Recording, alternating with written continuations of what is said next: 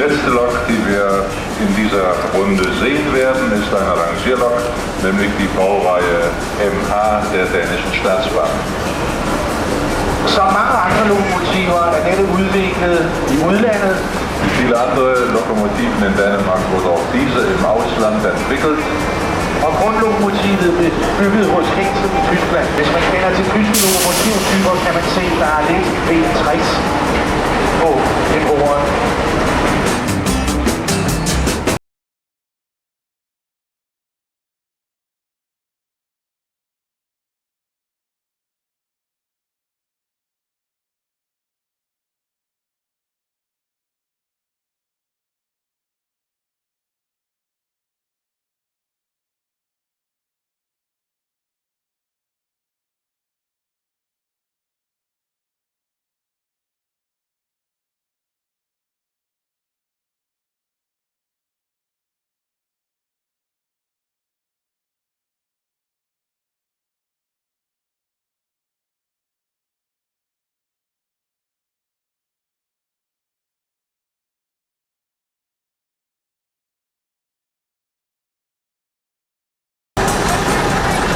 Motorvogne samt elvogne.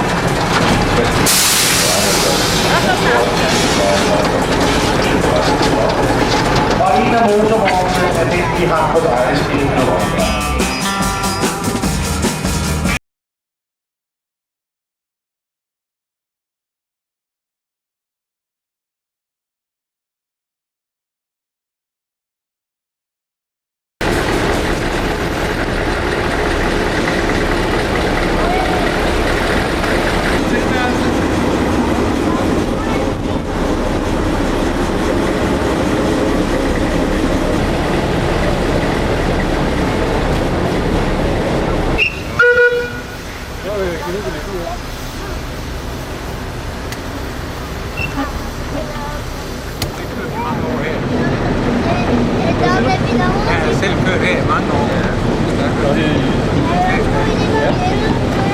Det var lidt mindre, kan man sige. Det er så det kanon, vi kommer over i gang, så det er blevet tabt. Ganske vist var Frix hovedleverandør af lokomotiver til DSB i en lang periode, men samtidig leverede man også til privatbaner. Og i og med vores baggrund her, at vi oprindeligt var DSB's jernbanemuseum, og de har et lokomotiv, som vi ser køre frem på skive nu, nemlig OHJ 40, som selvfølgelig er en krigsmaskine bygget i 1936 som en såkaldt standkiste. Lokomotivet og de andre lokomotiver vil blive præsenteret meget mere ved de senere drejeskiveshows, som vi kan se om i programmet. Det vi får ud på drejeskiven nu, det er et såkaldt marcipanbrød.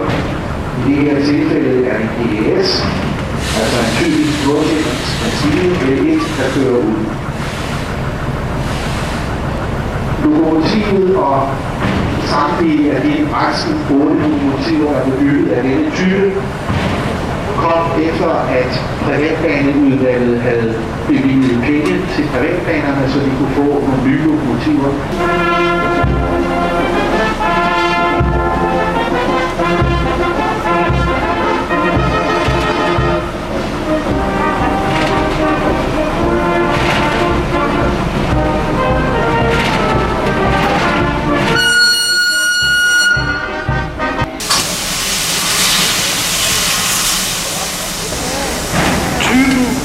Imidlertid ikke hverken dansk eller tysk, den er svensk.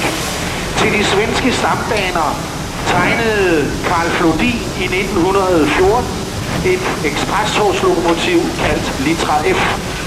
Det kørte så hovedsageligt fra Stockholm og til Göteborg, henholdsvis Malmø. Da man under krigen havde brug for flere lokomotiver, tog man de gamle tegninger frem, ændrede på dem og tilførte de nyheder, man kunne.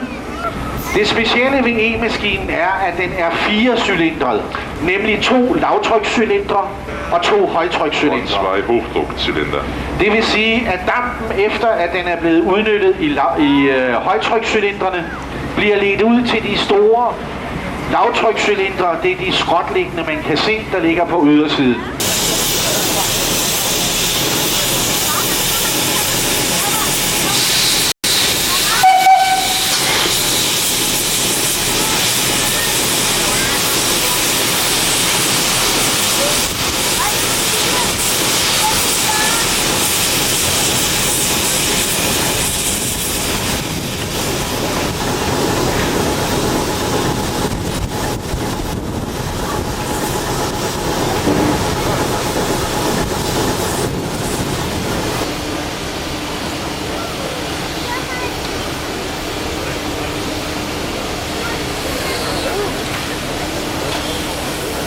Sidste lokomotiv i vores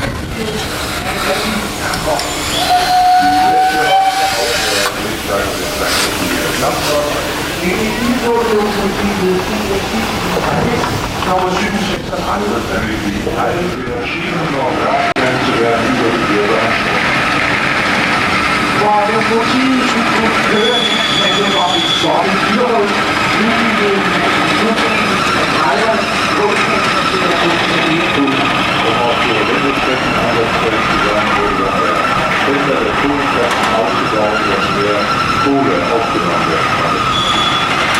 Efterfølgende kørte lokomotivet i på Nord- og Østringvejen frem til ca. 1965.